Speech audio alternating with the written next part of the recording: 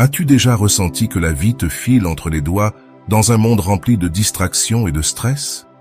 Apprendre à vivre dans le présent est l'une des clés les plus puissantes pour trouver la paix et la plénitude. Accompagne-nous dans ce voyage pour découvrir comment libérer ton esprit, trouver le calme dans le chaos et transformer ta vie. Commence maintenant et fais le premier pas vers une vie plus consciente. Le sens du présent. Le monde moderne nous a appris à vivre dans une course éternelle. Depuis notre enfance, on nous dit que nous devons nous préparer pour l'avenir, que nous devons nous efforcer d'atteindre quelque chose de plus grand, de mieux. On nous répète que le bonheur viendra lorsque nous aurons atteint cet objectif, lorsque nous aurons le travail idéal, lorsque nous aurons trouvé le partenaire parfait, lorsque nous aurons atteint le succès. Mais lorsque nous arrivons enfin là, nous nous rendons compte que ce n'était pas suffisant. Il y a toujours un autre objectif à atteindre, un autre désir à satisfaire, une autre attente qui semble plus grande que la précédente. Ainsi, nous passons notre vie à courir après un demain qui ne vient jamais. Mais que se passerait-il si nous nous arrêtions? Si, au lieu de courir vers l'avenir, nous décidions de vivre le présent? La plupart des gens passent leur vie en pilote automatique. Ils font les mêmes choses chaque jour, pensent les mêmes pensées, ressentent les mêmes émotions. Tandis qu'ils marchent, leur esprit est ailleurs. Tandis qu'ils mangent, ils consultent leur téléphone. Tandis qu'ils parlent, ils sont préoccupés par ce qu'ils vont dire ensuite. Ils expérimentent à peine la vie dans son ensemble. Et ainsi, les jours passent sans être vraiment vécus. Mais la vie ne se déroule pas dans le passé, car il n'existe plus, et elle ne se déroule pas non plus dans l'avenir, car il n'est pas encore là. La vie se déroule ici et maintenant, à cet instant précis, dans le son de ta respiration, dans le poids de ton corps sur le siège, dans la sensation de l'air effleurant ta peau. Ce moment, cette seconde, est la seule réalité que tu possèdes. Si tu prêtes attention, tu te rendras compte de quelque chose de surprenant. L'esprit est accro au temps. Il s'accroche au passé, revivant de vieilles histoires, réécrivant ce qui est déjà arrivé, imaginant des fins différentes. Ou bien il se projette dans l'avenir, créant des scénarios, des préoccupations, des plans. C'est comme s'il avait peur de rester immobile, de simplement être. Mais lorsque nous parvenons à briser cette habitude et à ramener notre attention au présent, quelque chose d'extraordinaire se produit. La vie prend vie. Les couleurs sont plus intenses, les sons sont plus clairs, la nourriture a meilleur goût, le temps semble se dilater. Nous nous sentons plus légers, plus connectés, plus en paix. Le présent est un cadeau, mais peu savent comment le recevoir. La plupart le rejettent, l'ignorent ou le prennent pour acquis. Ils ne se rendent pas compte qu'à cet instant précis, ici même, ils ont tout ce dont ils ont besoin. Avant de commencer, je te serais reconnaissant si tu mets un j'aime à la vidéo, cela m'aiderait à continuer de diffuser cette philosophie. Si tu n'es pas encore abonné, je te recommande de t'abonner et d'activer la cloche pour ne manquer aucune vidéo. Apprendre à vivre dans le présent ne signifie pas ignorer le passé ni cesser de planifier l'avenir. Cela signifie comprendre que le seul moment où nous pouvons agir, changer et expérimenter la vie, c'est maintenant. Pas demain, pas plus tard, maintenant. Certaines personnes passent toute leur existence à attendre le moment parfait pour être heureuses. Elles disent « Quand j'aurai plus d'argent, je profiterai de la vie. Quand je serai à la retraite, je ferai ce que j'aime. Quand je trouverai la personne idéale, je serai heureux. » Mais le temps n'attend personne. Les années passent et sans s'en rendre compte, elles continuent à attendre jusqu'à ce qu'un jour, elles se retournent et se rendent compte que la vie leur a échappé des mains. La véritable paix ne se trouve pas dans l'avenir, elle n'est pas dans un endroit lointain ni dans un objectif à atteindre. Elle est dans cet instant, dans la capacité à expérimenter la vie telle qu'elle est, sans résistance, sans hâte, sans anxiété. Les grands maîtres spirituels, les philosophes et les sages de toutes les époques ont répété la même chose sous différentes formes. L'instant présent est le seul qui existe. Mais comment apprendre à vivre cet instant? Comment se libérer du piège de l'esprit qui nous entraîne vers le passé et nous pousse vers l'avenir? Tout commence par une simple pratique. Observer.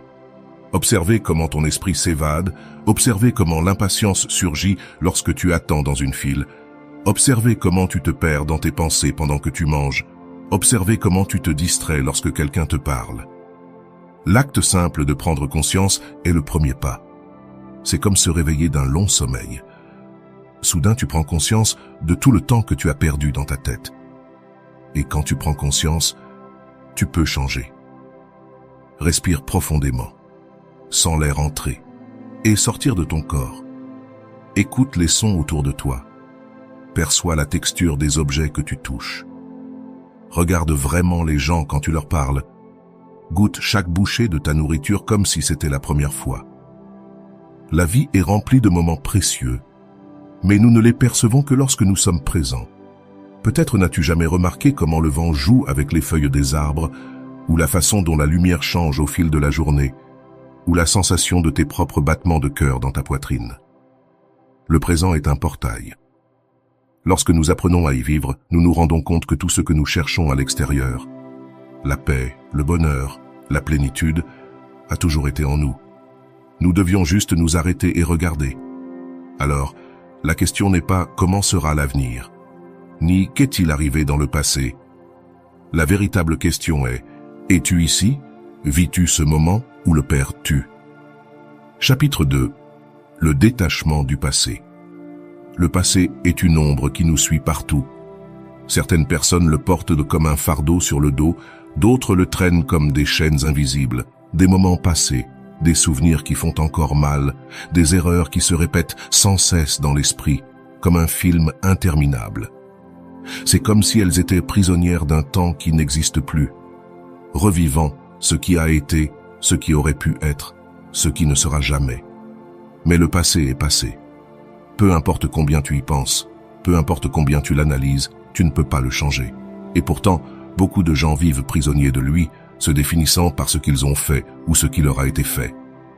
Ils deviennent l'histoire qu'ils se racontent à eux-mêmes, la douleur qu'ils n'ont pas laissé partir, les souvenirs qui les hantent. Le détachement du passé ne signifie pas oublier ce qui s'est passé, ni nier l'histoire, ni effacer les expériences qui nous ont marqués. Cela signifie se libérer de son contrôle, lâcher ce fardeau, arrêter de vivre comme si hier était encore là. Certaines blessures restent ouvertes pendant des années, non pas parce que la douleur est toujours présente, mais parce que nous continuons à y toucher. Nous nous accrochons à ce qui nous a fait du mal. Nous tournons en rond dans notre tête. Nous cherchons des explications. Nous recherchons la justice dans un endroit où il n'y a plus rien à faire. Mais le passé ne répond pas. C'est comme parler à un écho qui ne fait que répéter la même chose, encore et encore. Le véritable détachement survient lorsque nous comprenons que notre histoire ne nous définit pas. Ce que nous avons été, ce que nous avons fait, ce qui nous a été fait, tout cela n'est qu'un chapitre de notre vie, mais ce n'est pas le livre entier. Nous ne sommes pas la douleur que nous avons ressentie, ni les erreurs que nous avons commises. Nous sommes quelque chose de bien plus grand. Le problème, c'est que l'esprit a une tendance naturelle à s'accrocher au négatif.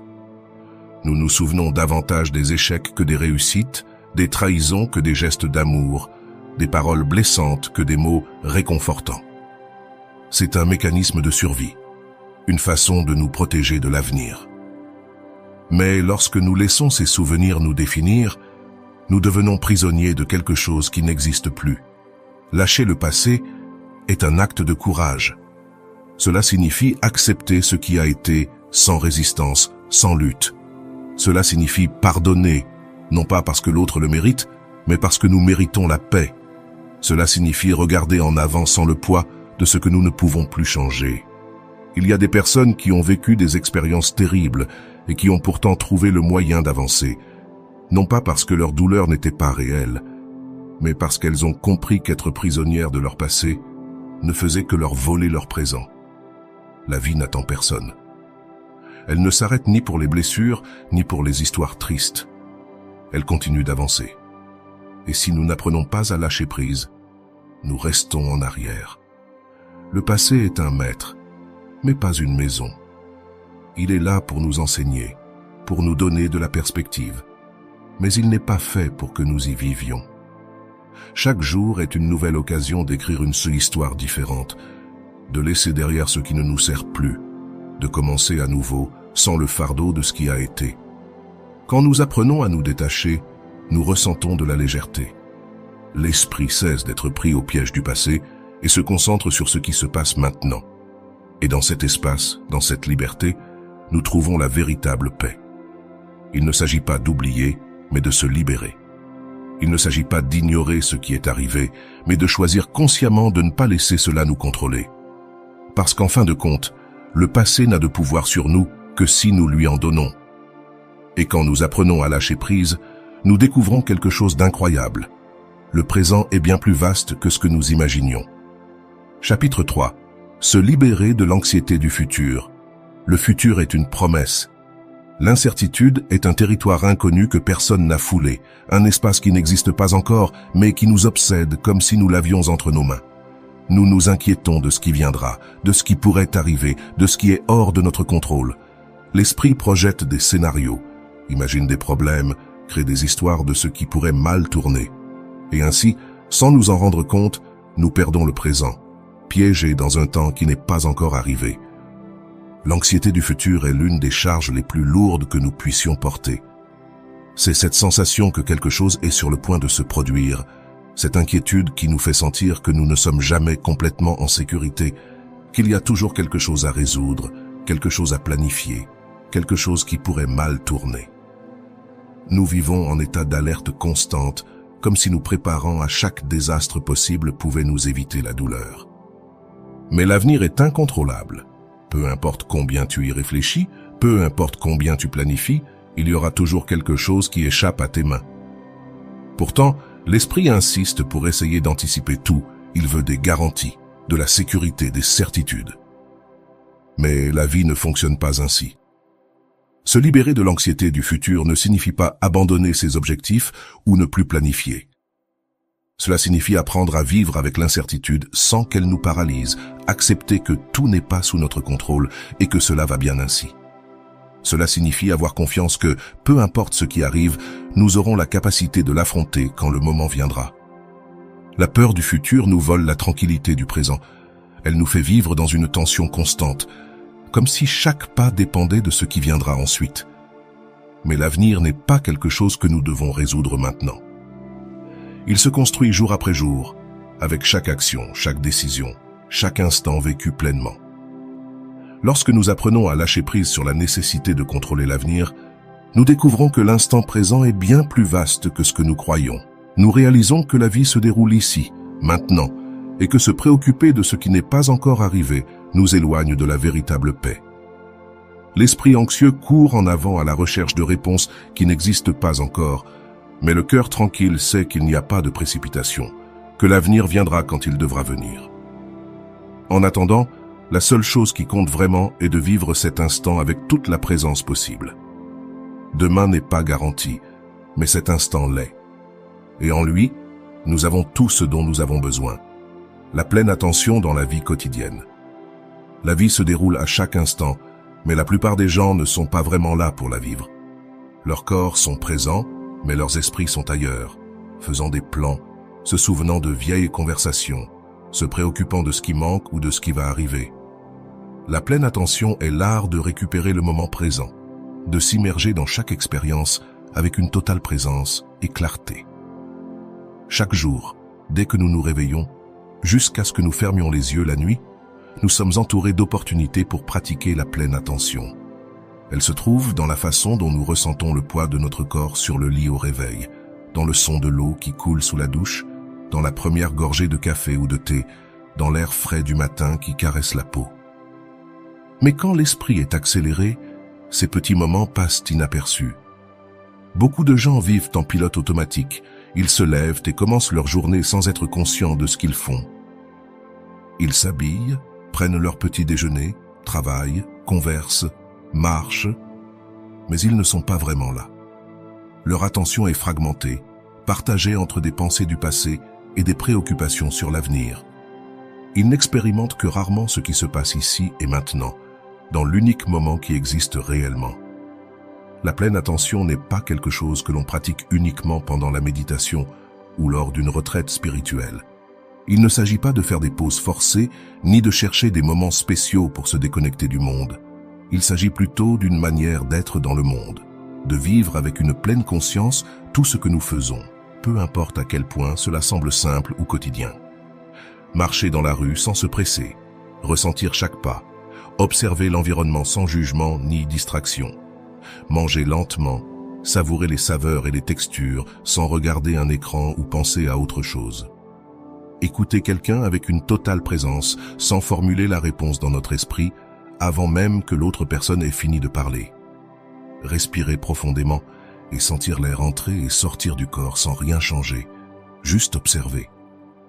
La pleine attention ne cherche pas à changer la réalité, mais à l'expérimenter avec plus de clarté. Lorsque nous sommes présents dans ce que nous faisons, tout acquiert une dimension différente. Un jour ordinaire cesse d'être monotone et devient intéressant. Les moments simples ne sont plus ennuyeux et se remplissent de sens. Le plus grand obstacle à la pleine attention est la dispersion. L'esprit est habitué à sauter d'une pensée à l'autre sans repos. Il veut faire plusieurs choses en même temps, avancer rapidement, résoudre ce qui suit avant de terminer ce que l'on est en train de faire. Mais lorsque nous essayons de faire trop de choses à la fois, nous n'en faisons aucune avec une pleine conscience. C'est pourquoi la pleine attention se cultive avec quelque chose d'aussi simple que de faire une seule chose à la fois. Lorsque nous mangeons, nous mangeons. Lorsque nous marchons, nous marchons. Lorsque nous travaillons, nous travaillons. Et lorsque nous reposons réellement, sans remplir l'esprit de préoccupation. La véritable richesse de la vie ne réside ni dans le passé, ni dans l'avenir. Elle réside dans les petits moments du présent, dans les détails que nous avons tendance à ignorer. Elle se trouve dans le rire spontané, dans le son de la pluie qui tombe, dans la sensation de l'herbe sous les pieds nus. Lorsque nous pratiquons la pleine attention, nous cessons d'attendre que la vie soit différente pour en profiter. Nous cessons de penser que le bonheur viendra lorsque nous accomplirons certaines choses ou que l'avenir nous apportera de meilleures circonstances. Nous réalisons que la vie est déjà là, en attente de nous, à chaque instant. Il ne s'agit pas de changer ce que nous faisons, mais de la façon dont nous le faisons, avec plus de présence, plus de conscience, plus d'ouverture à ce qui se passe maintenant. Chaque moment est une opportunité de nous éveiller, de cesser de vivre piégés dans la précipitation, dans la distraction, dans l'absence d'attention. Ce n'est que lorsque nous sommes vraiment ici que nous pouvons expérimenter la vie dans toute sa plénitude. Le temps se pratique, sinon la constance, même unos poco minuto al día, peuvent faire une grande différence. C'est un espace pour se stopper, pour sortir du tourbillon des pensées et revenir à l'heure présente. Avec le temps, la méditation ne reste pas seulement dans le moment de la pratique, son impact s'étend à la vie quotidienne. Il devient plus facile de maintenir le calme dans les situations difficiles, de réagir avec moins d'impulsivité, de prendre des décisions avec plus de clarté. L'esprit devient moins chaotique, plus centré, plus léger.